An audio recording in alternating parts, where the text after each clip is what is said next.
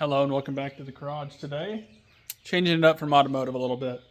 We're going to go ahead and get this John Deere 350 sickle mower hooked up and probably go through it, service it. Just needs greased, which is grease was put away, so it's probably okay.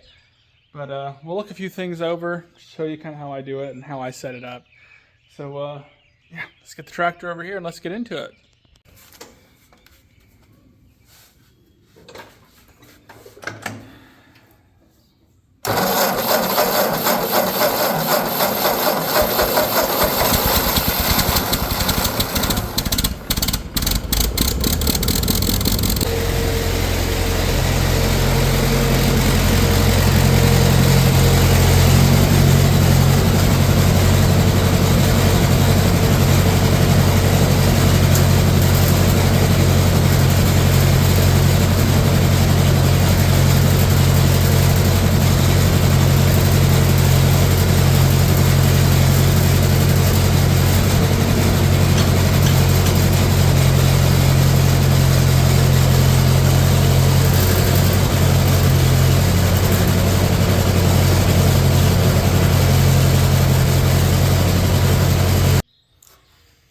Alright, so as you guys saw, got this thing backed in. One thing I did forget about this tractor in particular is I have the chains set so that arm doesn't go over as far. Now, on the positive note of these, it's not the end of the world at all. These things are pretty light. Just don't get your fingers in here when you're pulling around on it. That is a danger zone there, and you never know if something's going to rotate or move and it might cut you. So it's one big safety aspect. But like I said, you can wiggle them. Not going to say they're the lightest things in the world. It'd be smarter to pull the tractor up a little bit and get over, but it's all mind over matter. If you don't have a mind, it doesn't matter. There we go. So now I can just move the tractor back just a little bit and you'd be right in there. Let me do that.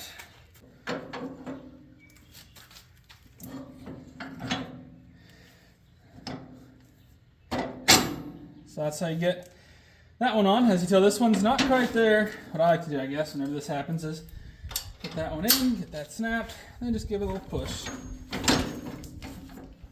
She'll go.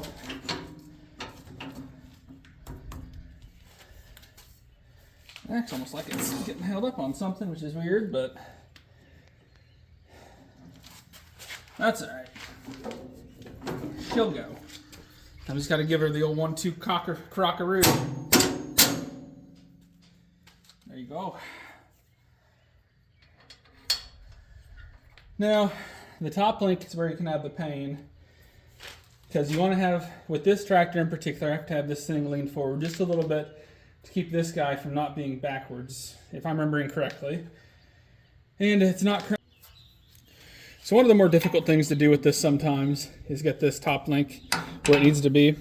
As you can tell, I'm falling short here, even though I am in down here. But what I'll do sometimes, you can lift your tractor up, and that should theoretically pull it away. I can't remember if this one does or does not, but what I've always done, I guess, is I put this pin back here, and then I will take the top of this, and I'll just pull it towards the back, the top of it. So that theoretically should, I'll just kind of show you if I can real quick, get it into place better. Obviously it's not quite there yet. Now there's definitely a few options of things you can do here. One of those being, if you pick this thing up, it might do what you want it to do. It also, normally I get that one in, I do this one first, but it might do what you want it to do. I can't remember, but that's never the way I've done it on this one. The other thing is when you're done with it, you can put this thing on boards. I don't normally do that. I don't really have a reason why I don't, but I just don't. But those are both very good options, the things you can do. The downside is I never remember what hole I use on this thing. And I know I only use this one center link for this because I didn't have any that worked because the threads were stripped out on this end of this one, so it got welded together, which is how I know it's the right one. Like I said, Remember, I'll just kind of hold this guy here. Probably easier for me to do over here. Not put my fingers in the blades, because that is very dangerous. Push it back. Normally it doesn't take too much to do it, but it's also easier for me to be on the other side and pull. So I'm going to go back to that.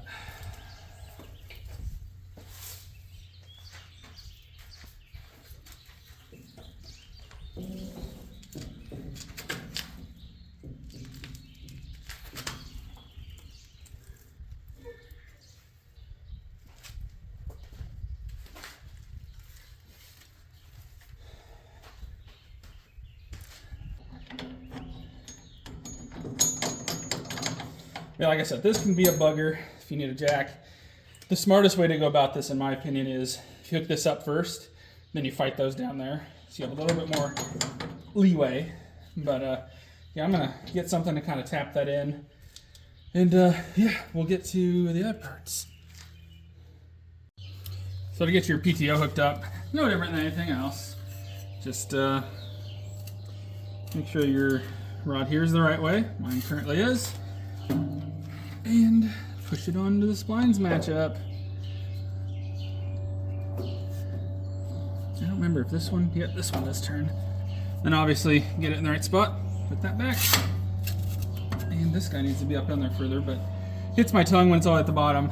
Not bad, but just a little bit. Which means I actually have to pick this thing up in order to get this chain on. Because let's just say I don't do it the quote unquote correct way. So you guys might notice I had to change holes here. I didn't have everything lined up correctly, so this bar was actually hitting the tongue when I was coming up.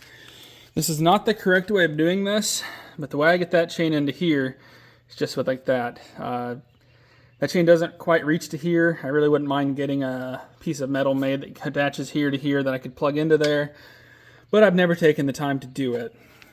Now, to put your sickle bar down, I don't know, I doubt everybody has these still, but this is the safety piece that I always use for traveling down the road. And you have the spot to store it. So what you want to do is you want to push against your bar. That'll take your tension off right there. Flip this guy. I normally sit, and then take your hand. Do not put them inside there. Do not put your fingers in there. And just work it on down. It's a lot easier with two hands. And once you have it down, the way I always look to see if you're set right is how level are you. And I'd say that's pretty good. You want to be pretty level, because if you're too far one way, it's tough for the grass to work its way over. If you're too far the other way, you don't really cut that well. Stuff falls over all right, but it just doesn't work as well. But yeah, that's pretty much how you hook her up and set her up. As you can tell now, I have a low tire, so... One thing I will say, if you're doing this like I am, never trust your tractor's hydraulics, especially if they're this old. Now see, sometimes when you push this thing up too, that guy will get a little bit stuck. So you got to take your other hand, hold your bar, let off a little, and then push her back. And put your pin in to be safe. You're ready to travel down the road. So yeah, let's... get this down, put air on that tire, get up to the house, and we'll get her greased. Show you all the points. So, to go over her grease points, I would show you with when I'm greasing it, but that would just take too long. Got one up here in your U-joint. You have another one back here in your U-joint. You have to get through that little hole. Another one back here at the pivot. Another one here at this pivot. I'm sorry, not pivot. That's what greases your shaft. One at that pivot point, though. There's one on your wheel here somewhere. I don't remember exactly where. Let's see if we can find her though. I think, yeah, it's on the wheel itself right there. And then up here you've got one here, and then there's one that always escapes me until I bring this thing down. We'll find him in a second. You've got one in there on your actual gearbox, and then you have one over here, one at this pivot point. And let's bring this thing down, because you should be able to see one, I believe, right down in here. Also your lock there. And I guess you do have your two pivots here that both have them as well. Let's swing this thing down real quick.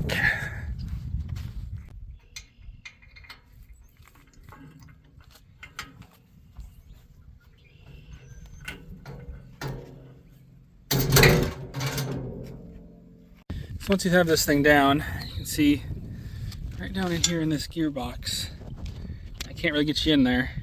There's one grease circ right there at the end of my finger. Now I believe, if I remember correctly, there are 2 in here. Nope, just the one. I'm thinking of a different one I used to have. But yeah, and then that's pretty much all of them. Obviously, this is a good time to go over and inspect all your teeth and everything. As you know with mine are doing pretty okay. That one could probably be replaced. That's not bad. That one could be replaced. What I'm looking at for replacement wise is if this thing will focus. Well, here you can see better how many teeth there's left on them. Your guards are also equally important. Like this one has nothing on the edge. This guard needs replaced. They used to make replaceable inserts that would go in these. That's actually what this piece is. So as you can tell, unlike this one, it has some teeth left in it. That's what you want to see. Pretty sure one down here I replaced last year. Yeah, it's got pretty good teeth on it on both sides because I replaced both of those. Yeah, that's pretty much all the grease points and everything. If I missed anything, somebody correct me. I know people will. There's the 84. As you can tell, it's hooked up to a trailer. It actually had a bed load of mulch a few days ago. And it's earning its keep. After this hay season, we might get back on it, or if we have a break in between baling hay. But yeah, that's probably going to be it for now. I'm going to go ahead and get this thing all greased up and ready to go, and then I'll run it some. I always like to run it, just make sure everything sounds good, looks good, runs good. Luckily, I know I put this thing with no issues. Put it away last year with no issues, and I'm expecting to have the same thing this year. But I also greased it before I put it away, but I also grease it once I get it out. It seems like a waste of grease, but grease is a lot easier. It's a lot less time consuming and cost efficient, in my opinion, than I have to do replacing any kind of bearings or gearbox or anything like that. Because I've been down that road where I took somebody's word, and well, I was not told the complete truth, and I shucked a gearbox. So maybe that's why we don't see a Ford sickle mower here anymore. But anyways, off tangent, or off my tangent here. So I'm going to go ahead and get all this done, and I'll make sure it all works. Yeah, so everything works, everything ran, everything's happy, everything's good to go. So I think with that one, we'll end this video here. Thanks for watching. Till the next one.